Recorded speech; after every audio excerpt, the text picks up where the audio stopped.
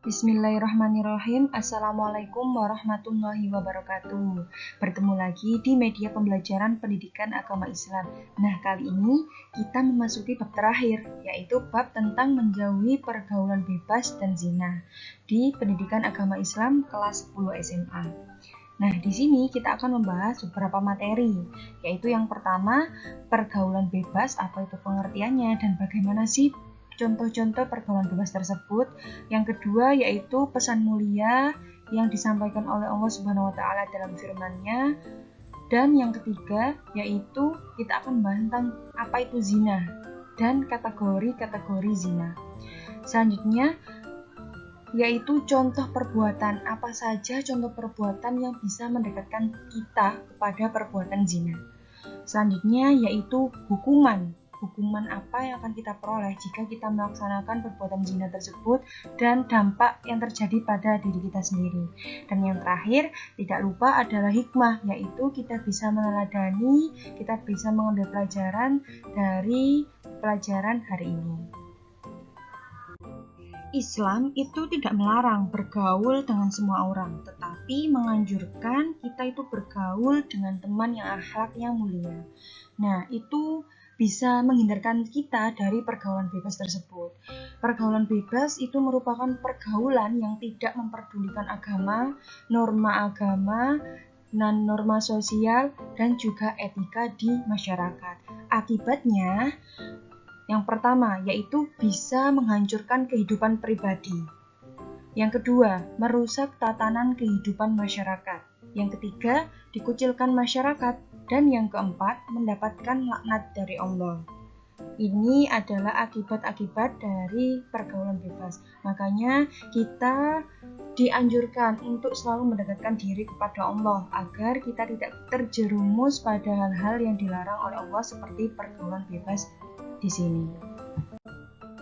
Pergaulan bebas sangat berbahaya, apalagi di zaman modern sekarang banyak sekali hal-hal yang bisa mendorong kita melakukan hal tersebut. Nah, pergaulan bebas ini juga mendorong kasus kekerasan seksual yang baru-baru ini terjadi di Indonesia. Nah, apa sih sebab adanya kekerasan seksual tersebut? Yang pertama, yaitu lemahnya iman.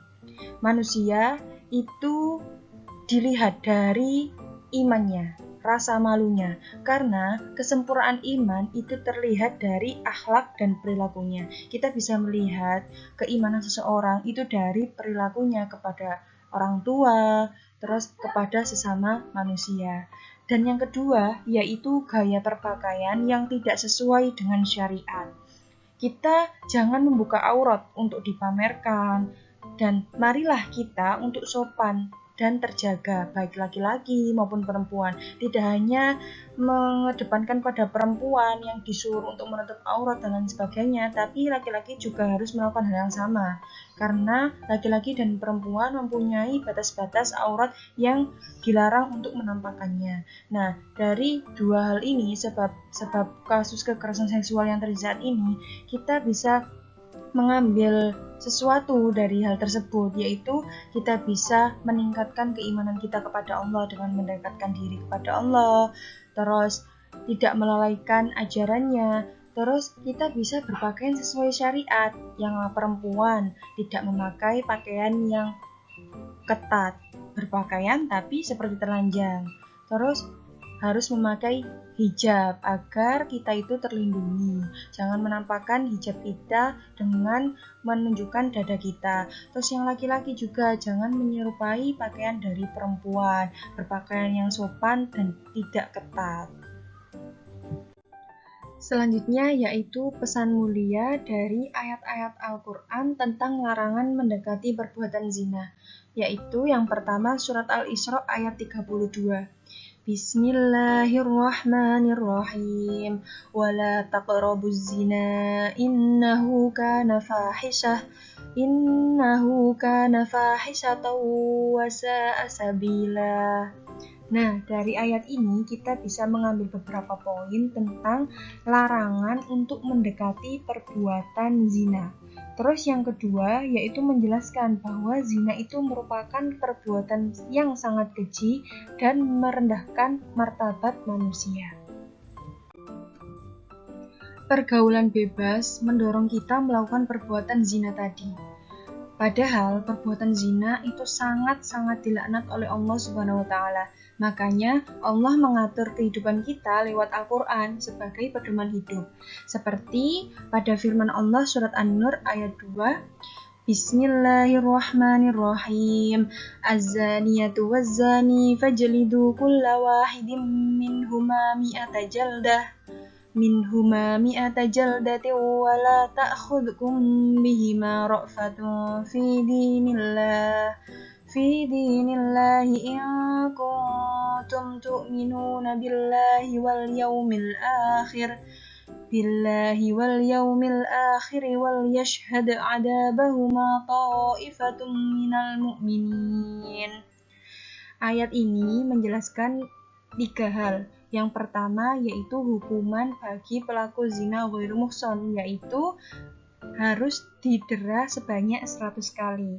Yang kedua, kita dilarang untuk berbelas kasih kepada orang yang melakukan zina.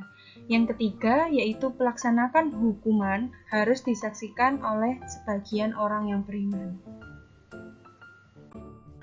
Kata zina berasal dari kata zona yazni yang artinya hubungan layaknya suami istri antara perempuan dan laki-laki yang sudah mukallaf, sudah baligh, tanpa ikatan pernikahan yang sah menurut syariat Islam. Islam itu menganjurkan untuk menikah karena ia merupakan jalan yang paling sehat dan tepat untuk menyalurkan kebutuhan biologis. Pernikahan itu merupakan sarana yang ideal juga untuk memperoleh keturunan. Jadi di situ bisa kita lihat bahwa zina sangat dilarang dan dilaknat oleh Allah Subhanahu wa taala. Karena zina itu dinyatakan oleh agama sebagai perbuatan yang melanggar hukum yang tentu saja dan sudah seharusnya diberi hukuman yang maksimal.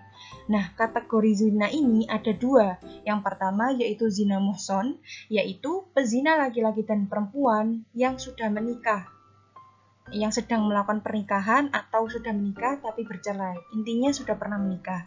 Dan yang kedua yaitu zina ghairu muhson, yaitu pezina laki-laki dan perempuan yang belum pernah melaksanakan pernikahan.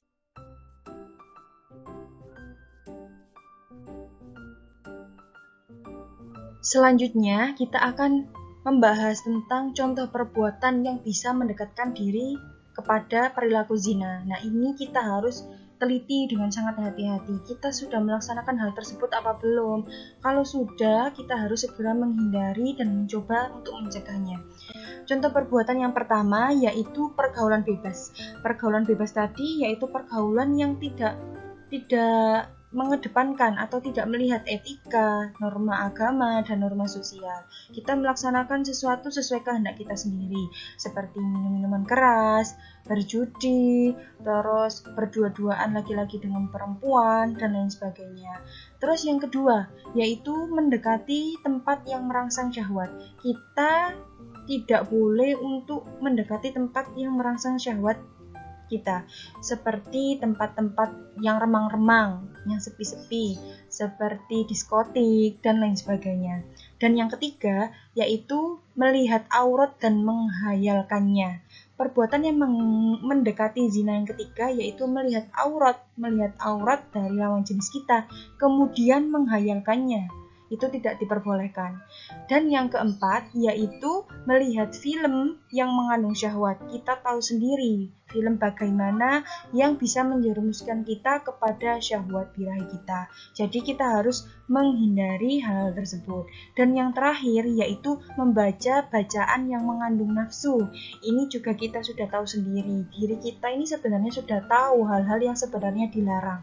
Karena dulu di video yang awal Bu Vira pernah memberi penjelasan bahwa suatu perbuatan seperti melihat film, menghayalkan sesuatu, membaca bacaan yang mengundang nafsu, itu sebenarnya kita sudah tahu sendiri. Karena saat kita melakukan hal tersebut, kita itu merasa seperti tidak tenang, seperti gelisah. Karena kita tahu, di dalam diri kita tahu, di hati nurani kita tahu bahwa hal tersebut adalah hal yang tidak baik. Makanya ketika kita melakukan perbuatan yang mendekati zina tersebut, hal yang tidak baik itu, kita akan merasa was-was, kita merasa ada yang melihat nggak ya, seperti itu. Jadi kita bisa menghindari sendiri dari niat dalam diri kita. Selanjutnya yaitu hukuman bagi pezina. Yang pertama, untuk zina muhson, yaitu orang yang sudah pernah menikah atau sudah menikah, hukumannya yaitu dengan dirajam, sesuai dengan hadis dari Bukhari, Muslim, Abu Dawud, Tirmidzi, dan Nasai. Cuma, tidak harus begitu, tidak harus dihukum rajam, karena harus ada beberapa syarat yang harus dipenuhi ketika orang pezina tadi dihukum rajam. Nanti akan kita bahas selanjutnya. Dan yang kedua yaitu zina ghairu muhsan, yaitu bagi para pezina yang belum pernah menikah, yaitu hukumannya adalah didera atau dipukul sebanyak 100 kali. Tentunya tidak dipukul sangat terlalu ekstrim atau gimana, tapi ada ketentuannya juga. Dan yang kedua, diasingkan selama 1 tahun. Nah, diasingkan di sini itu jaraknya sesuai dengan jarak dibolehkannya orang untuk melakukan sholat jamak qashar. Ini sesuai dengan surat An-Nur ayat kedua. Selanjutnya, cara membuktikan pelaku zina.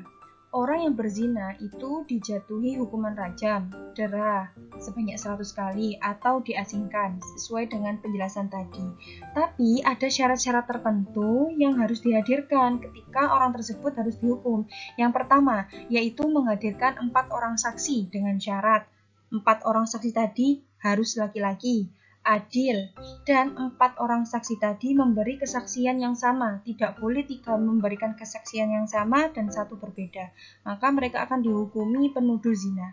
Selanjutnya, mereka berempat tahu waktu, tempat, dan melihat secara langsung. Nah, Islam kan mengajarkan kita jangan mendekati tempat yang buruk. Jadi bagaimana kita bisa melihat secara langsung hal tersebut? Makanya hal tersebut sangat mustahil dan sangat sulit untuk membuktikan pelaku zina. Dan adanya sanksi-sanksi itu untuk mendidik kita, bukan malah untuk menyakiti. Untuk yang melihat secara langsung, jika kita tidak bisa melihat secara langsung atau menghadiri secara langsung, karena itu tidak mungkin, kita bisa melaksanakan takzir atau dengan cara peringatan. Nah, yang kedua, pengakuan dari pelaku. Jadi pelaku zina tadi mengakui sendiri perbuatannya. Nah, dengan syarat berakal, dia tidak gila, sudah balik, atas kemampuan sendiri, dan tahu bahwa zina itu diharamkan. Jadi untuk orang yang gila dan untuk anak yang masih kecil tidak dihukumi zina. Selanjutnya yaitu dampak dari perbuatan zina. Yang pertama yaitu menimbulkan jenis penyakit. Zina merupakan sebab langsung menularnya penyakit-penyakit yang sangat membahayakan, seperti penyakit sifilis, gonorrhea, atau penyakit kelamin lainnya. Yang kedua yaitu dihukum, seperti yang kita bahas tadi, untuk zina ghairu muhsan dihukum dera 100 kali dan diasingkan. Untuk zina muhsan yaitu dirajam. Yang ketiga yaitu mendapat hukuman sosial dari masyarakat. Kalau perbuatan zina tadi itu biasanya dikucilkan oleh masyarakat sekitar karena termasuk aib bagi masyarakat. Dan yang keempat, merusak nasab. Kenapa? Karena anak dari hasil zina tidak dinasabkan kepada bapaknya, tapi kepada ibunya. Jadi, jika nanti menikah, walinya tidak boleh dari bapak kandungnya sendiri. Yang kelima, yaitu menghancurkan masa depan anak. Nanti anak akan melakukan penyelewengan atau pelanggaran, atau mungkin anak tersebut akan dibully dan dicemooh oleh masyarakat sekitar. Dan yang keenam yaitu perbuatan zina tadi bisa memicu dosa besar lain. Yang pertama yaitu orang yang melakukan zina tadi bisa menggugurkan kandungannya. Karena merasa ini adalah aib, maka mereka menggugurkan kandungan sebelum waktunya. Yang kedua yaitu membunuh anaknya. Setelah anaknya lahir, ada yang membuang anaknya di sampah, di selokan, di sungai, dan lain sebagainya. Dan yang ketiga, yaitu membunuh wanita yang hamil akibat zina. Biasanya itu ketika ada laki-laki dan perempuan melakukan hal tersebut, ternyata hamil si perempuan, si laki-laki tidak mau bertanggung jawab. Biasanya yang perempuan yang menjadi titik itunya. Jadi si laki-laki membunuh wanita yang hamil tadi. Dan yang keenam yaitu bunuh diri. Yang si perempuan biasanya melakukan bunuh diri karena si laki-laki tidak mau bertanggung jawab atas apa yang sudah dilakukan. Padahal hal tersebut dilakukan oleh dua orang tersebut.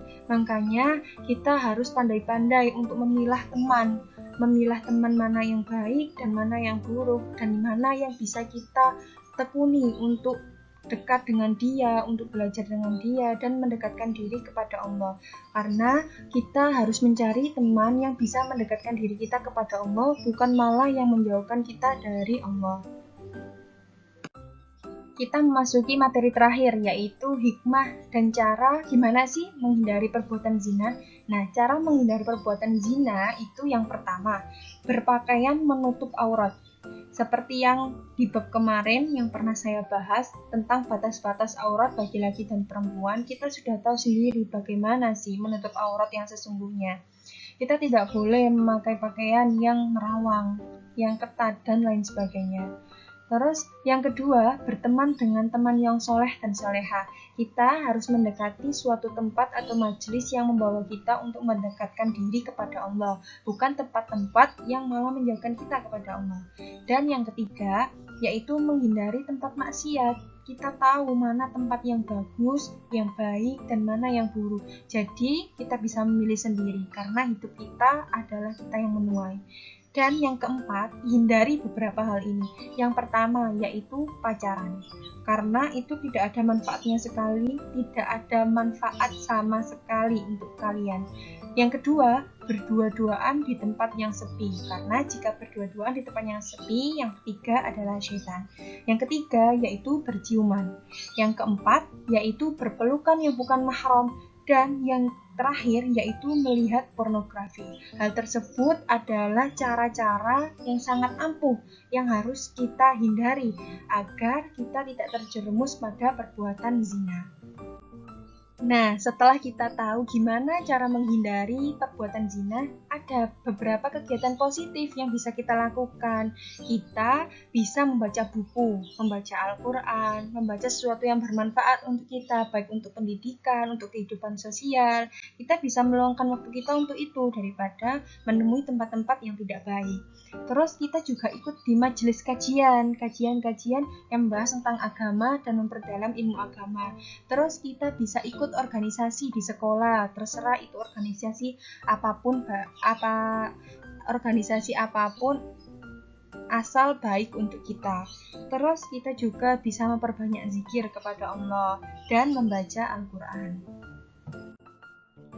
Hikmah merupakan kendali dari diri kita sendiri, yaitu melakukan sesuatu untuk mendatangkan manfaat. Nah, yang pertama yaitu menjaga harga diri. Yang kedua, menjaga keturunan yang tidak jelas. Yang ketiga, menjaga diri dari berbagai macam penyakit. Yang keempat, menghindari dari dosa besar lain. Yang kelima, yaitu memberi efek jerah kepada orang lain yang melakukan perbuatan tersebut. Berakhirlah sudah materi pembelajaran tentang larangan pergaulan bebas dan zina kali ini. Semoga apa yang kita pelajari membawa manfaat untuk agama, dunia, dan akhirat. Terima kasih. Assalamualaikum warahmatullahi wabarakatuh.